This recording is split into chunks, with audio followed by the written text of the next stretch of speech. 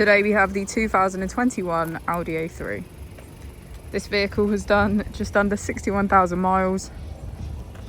It has a manual transmission and a petrol fuel type. To the left of our steering wheel, we have cruise control as a feature, and on the right we have voice control, hands-free calling, automatic wipers and automatic headlights. On our screen we can access phone apps, vehicle settings, navigation, smartphone integration and media and radio.